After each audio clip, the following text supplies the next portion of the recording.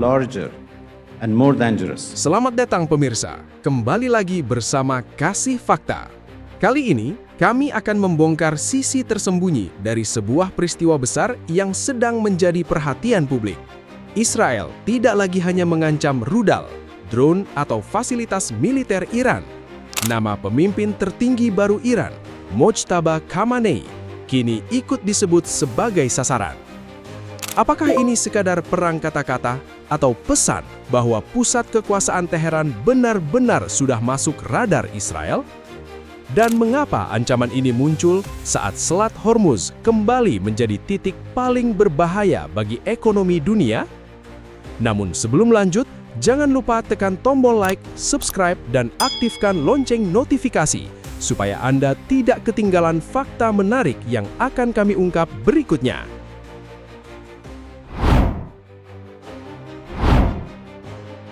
Pada Rabu 1 Juli 2026, satu pernyataan dari Israel kembali mengguncang pusat perhatian di Teheran. Menteri Pertahanan Israel, Israel Katz, dikaitkan dengan kalimat yang menyebut pemimpin tertinggi Iran, Mojtaba Khamenei, telah ditandai untuk mati.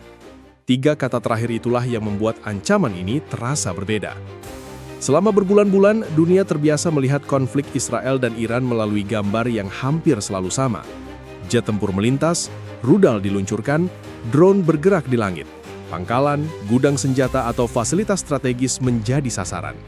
Semua itu berbahaya, namun ancaman terhadap Mojtaba membawa konflik ke tingkat yang jauh lebih dekat dengan pusat kendali Iran. Yang dipersoalkan bukan lagi hanya kemampuan tempur, yang disentuh adalah rasa aman orang yang memegang otoritas tertinggi di negara itu. Pernyataan tersebut muncul hanya beberapa bulan setelah perubahan besar di Teheran. Pada 28 Februari 2026, Ali Khamenei tewas dalam serangan pada awal perang. Lalu pada 9 Maret 2026, Mojtaba Khamenei diumumkan sebagai pemimpin tertinggi baru Iran. Pergantian itu seharusnya menjadi pesan bahwa sistem Iran masih sanggup berdiri, bahwa kehilangan satu figur tidak otomatis membuat seluruh struktur runtuh. Namun ancaman Israel justru memukul pesan itu dari arah yang paling sensitif. Israel seolah ingin memperlihatkan bahwa jabatan tertinggi pun tidak memberi perlindungan mutlak. Disinilah tekanan psikologis mulai bekerja, sebab ancaman kepada pemimpin bukan hanya membuat satu orang harus memperketat pengamanan. Ancaman itu bisa memaksa seluruh lingkaran di sekitarnya mengubah cara bergerak. Lokasi rapat harus dijaga lebih ketat. Jalur komunikasi harus diperiksa. Pertemuan bisa dipindahkan. Informasi yang sebelumnya mengalir cepat, kini mungkin harus melewati lebih banyak lapisan keamanan. Setiap tambahan lapisan memang bisa memberi perlindungan, tetapi setiap lapisan juga dapat memperlambat keputusan. Itulah alasan ancaman semacam ini tidak selalu membutuhkan serangan langsung untuk menghasilkan dampak. Cukup dengan menanam pertanyaan di kepala lawan. Apakah lokasi kami diketahui? Apakah pengawal kami cukup setia? Apakah komunikasi kami telah disadap? Apakah ada kebocoran dari dalam? Dalam perang modern, keraguan bisa sama mahalnya dengan kerusakan fisik. Pernyataan Katz juga perlu dibaca dalam konteks ancaman Israel sebelumnya. Pada awal Maret 2026, Israel sudah menyampaikan peringatan bahwa pemimpin baru Iran dapat menjadi sasaran bila tetap melanjutkan kebijakan yang dianggap mengancam Israel. Namun kali ini, fokusnya tidak lagi bersifat umum. Nama Mojtaba disebut secara langsung. Itu membuat pesan Israel semakin tajam, bukan sekadar peringatan kepada sistem, melainkan peringatan kepada orang yang kini menjadi wajah tertinggi sistem tersebut. Tetapi ada batas penting yang harus dipahami. Sampai saat ini, pernyataan di ruang publik itu belum disertai pengumuman mengenai serangan fisik baru yang secara khusus menargetkan Mojtaba. Jadi, ancaman ini belum dapat diperlakukan sebagai bukti bahwa operasi telah dimulai. Meski begitu, Teheran tidak bisa begitu saja mengabaikannya. Pada Rabu 1 Juli 2026, Menteri Luar Negeri Iran Abbas Araghchi membalas dengan peringatan bahwa ancaman terhadap rakyat atau kepemimpinan Iran akan dijawab cepat dan kuat. Respons itu menunjukkan bahwa isu Mojtaba bukan dipandang sebagai persoalan pribadi. Bagi Iran, pemimpin tertinggi adalah simbol kesinambungan negara. Ketika simbol itu disebut sebagai sasaran, tekanan yang muncul tidak hanya mengenai keamanan pribadi. Tekanan itu menyentuh wibawa pemerintahan, loyalitas aparat, dan kepercayaan pendukung rezim bahwa pusat kekuasaan masih terkendali. Di titik ini, Israel dan Iran sedang memainkan permainan yang sangat berbahaya. Israel berusaha memperluas rasa gentar di dalam struktur Iran. Iran harus menunjukkan bahwa ancaman itu tidak menggoyahkan negara. Namun semakin keras kedua pihak membuktikan kekuatan, semakin besar pula risiko satu tindakan kecil berubah menjadi pemicu baru. Menurut Anda, apakah ancaman terhadap Mojtaba Khamenei benar-benar bisa melemahkan cara Iran mengambil keputusan, atau justru akan menyatukan para pemegang kekuasaan di Tehran? Jawabannya bergantung pada satu hal penting. Siapa sebenarnya Mojtaba Khamenei, dan mengapa sosok yang lama bergerak jauh dari sorotan kini menjadi sasaran paling sensitif Israel? Mujtaba bukan tipe tokoh yang membangun pengaruh lewat panggung besar. Namanya lama beredar di lingkar politik Iran, tetapi jarang muncul dibanding presiden, menteri, atau komandan. Selama bertahun-tahun, ia bekerja dekat dengan pusat kekuasaan nasional di kantor ayahnya. Pilihan itu membentuk cara Mojtaba membangun pengaruh. Ia tidak membutuhkan jabatan resmi untuk dikenal elit. Kedekatannya dengan jaringan ulama konservatif, aparat keamanan dan garda revolusi Iran membuat namanya memiliki bobot, bahkan ketika ia belum pernah menduduki posisi resmi dalam pemerintahan. Namanya mencuat pada Juni 2009, ketika protes besar mengguncang Iran setelah pemilihan presiden. Mojtaba disebut oleh sejumlah pihak sebagai figur yang punya hubungan kuat dengan aparat keamanan. Pemerintah Iran tidak menjelaskan tuduhan itu secara terbuka, tetapi sejak saat itu, namanya tidak lagi hanya dikenal sebagai putra pemimpin tertinggi. Ia menjadi simpul dari jaringan yang bekerja jauh dari sorotan. Inilah perbedaan penting antara Mojtaba dan banyak tokoh politik Iran. Seorang menteri bisa diganti, seorang anggota parlemen bisa kehilangan pengaruh, bahkan seorang komandan bisa kehilangan jabatan. Namun orang yang memahami hubungan antara tokoh agama, struktur keamanan, dan penjaga ideologi negara memiliki posisi yang lebih sulit digantikan. Saat Mojtaba mengambil tempat tertinggi di sistem Iran, jaringan itu tidak otomatis menjadi miliknya sepenuhnya. Ia tetap harus membuktikan mampu menjaga dukungan dari banyak pusat kekuatan. Ada garda revolusi Iran, ada kalangan ulama, ada pejabat politik, ada birokrasi keamanan. Masing-masing memiliki kepentingan, pengaruh, dan cara pandang sendiri terhadap arah negara. Karena itu, posisi Mojtaba bukan hanya soal memegang jabatan tertinggi. Ia juga harus menjaga keseimbangan di antara kelompok-kelompok yang sama-sama kuat. Pemimpin tertinggi Iran memiliki pengaruh besar dalam urusan militer, strategi keamanan, dan arah kebijakan luar negeri. Namun dalam situasi perang dan tekanan internasional, keputusan penting tidak selalu bergerak dalam satu garis lurus. Keputusan dapat lahir dari tarik-menarik antara kebutuhan militer, kalkulasi politik, tekanan ekonomi, dan tuntutan ideologi. Ancaman Israel terhadap Mojtaba kemudian menyentuh titik yang sangat sensitif. Bukan hanya karena ia adalah pemimpin baru, tetapi karena ia merupakan penghubung antara masa lalu pemerintahan ayahnya dan struktur baru yang sedang mencari keseimbangan. Israel tampaknya memahami bahwa mengguncang figur ini dapat memunculkan efek berlapis. Pertama, Iran harus meningkatkan perlindungan bagi puncak kekuasaannya. Kedua, para elit harus memastikan tidak ada informasi penting yang bocor. Ketiga, setiap fraksi di Tehran akan mengawasi fraksi lain dengan kecurigaan lebih besar. Situasi seperti itu dapat memperkuat disiplin, tetapi juga bisa memperbesar ketegangan dari dalam. Bila Mojtaba berhasil menunjukkan ketenangan, ancaman itu dapat menjadi alasan untuk menyatukan pendukungnya.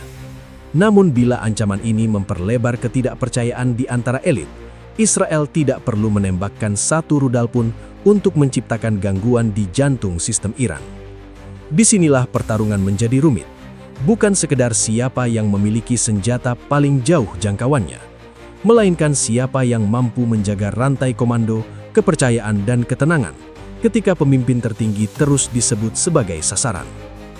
Menurut Anda, apakah ancaman terhadap Mojtaba justru akan membuat pusat kekuasaan Iran semakin rapat, atau malah membuka persaingan tersembunyi di antara kelompok-kelompok yang selama ini menopang negara itu? Jawaban atas pertanyaan itu akan semakin penting ketika kita melihat waktu munculnya ancaman ini. Sebab tekanan terhadap Tehran datang bukan saat kawasan sedang tenang, melainkan ketika jalur minyak paling vital di dunia sedang dibicarakan di Doha. Pada Rabu 1 Juli 2026, perhatian dunia tidak hanya tertuju pada Teheran dan Tel Aviv. Jauh di Doha, Qatar, perwakilan Amerika Serikat dan Iran sedang menjalani pembicaraan teknis tidak langsung. Topiknya terdengar sederhana, tetapi dampaknya bisa menjalar ke seluruh dunia, yaitu bagaimana menjaga Selat Hormuz tetap terbuka. Selat Hormuz adalah lorong laut sempit di antara Iran dan Oman.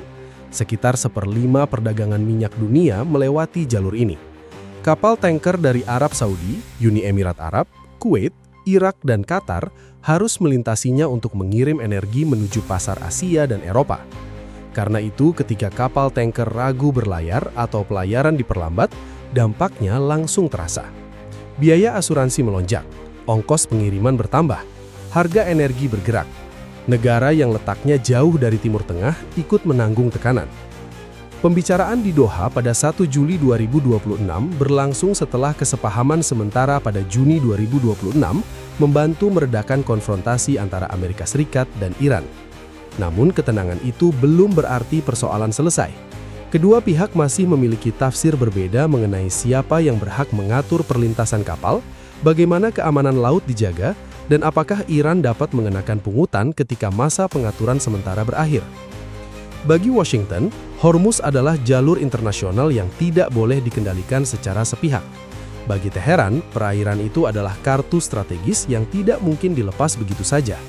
Iran ingin pengaruhnya diakui, terutama setelah perang menunjukkan bahwa tekanan terhadap Teheran dapat mengganggu arus energi dunia. Lalu di tengah pembicaraan ini muncul ancaman Israel terhadap Mojtaba Khamenei. Hubungan kedua peristiwa itu tidak selalu terlihat di permukaan. Namun bagi Iran, ancaman terhadap pemimpin tertinggi dapat mengubah suasana perundingan. Negara yang merasa pusat kekuasaannya sedang dibidik tidak akan mudah memberi konsesi. Sebaliknya, kelompok yang menuntut sikap keras bisa berkata bahwa pembicaraan hanya memberi lawan waktu untuk menekan Iran. Pada hari yang sama, Abbas Araghchi menyampaikan bahwa ancaman terhadap rakyat dan kepemimpinan Iran akan dibalas secara cepat dan kuat. Kalimat itu menjadi sinyal bahwa Teheran menolak memisahkan tekanan keamanan dari jalur diplomasi. Ketika Israel menaikkan ancaman terhadap Mojtaba, Iran dapat melihatnya sebagai ujian bagi kredibilitas pemerintahannya. Inilah dilema yang sangat berbahaya. Bila Iran memilih diam, Israel mungkin membaca sikap itu sebagai keberhasilan tekanan psikologis. Tetapi bila Iran membalas lewat rudal, drone, atau aktivasi kelompok bersenjata sekutunya, ruang dialog di Doha dapat menyempit. Risikonya tidak berhenti pada Israel dan Iran. Ketegangan bisa merambat ke Lebanon, Irak, Yaman, bahkan perairan Teluk. Kapal dagang akan kembali berhitung. Negara-negara Teluk harus mempertegas keamanan. Amerika Serikat dapat dipaksa untuk menentukan apakah akan menahan Israel atau kembali meningkatkan tekanan kepada Iran. Israel juga menghadapi pertaruhan yang sama besar. Ancaman terhadap Mojtaba mungkin dimaksudkan untuk membuat Teheran berpikir dua kali sebelum menaikkan eskalasi. Namun tekanan yang terlalu terbuka bisa menghasilkan akibat sebaliknya. Iran dapat menjadi lebih tertutup, garda revolusi Iran bisa mendapat peran lebih luas, dan jalur kompromi semakin sulit dipertahankan. Jadi, ancaman kepada Mojtaba Khamenei bukan hanya soal satu orang yang masuk radar Israel. Ancaman itu berpotensi mempengaruhi keputusan di meja runding, keamanan energi global, dan arah perang. Menurut Anda, apakah tekanan Israel terhadap Mojtaba akan membuat Iran lebih berhati-hati di Doha, atau justru mendorong Teheran memainkan Selat Hormuz sebagai alat balasan yang lebih berbahaya? Jawaban atas pertanyaan itu akan menunjukkan apakah ancaman ini berhenti sebagai perang psikologis atau berkembang menjadi percikan baru yang kembali menyalakan Timur Tengah. Ancaman terhadap Mojtaba Khamenei membuktikan bahwa konflik Israel dan Iran kini tidak hanya bergerak lewat rudal, drone, atau serangan udara. Pertarungan juga berlangsung di balik dinding kekuasaan, di meja diplomasi, hingga jalur minyak paling penting di dunia. Satu kalimat bisa menjadi tekanan, satu ancaman bisa mengubah arah perundingan. Dan bila kedua pihak memilih membalas tanpa ruang kompromi, dampaknya bisa kembali mengguncang seluruh kawasan. Menurut Anda, apakah ini hanya perang psikologis atau tanda bahwa konflik besar berikutnya sedang disiapkan. Jangan lupa subscribe channel Kasih Fakta dan aktifkan lonceng notifikasi agar Anda tidak ketinggalan fakta-fakta menarik lainnya yang akan kami ungkap berikutnya.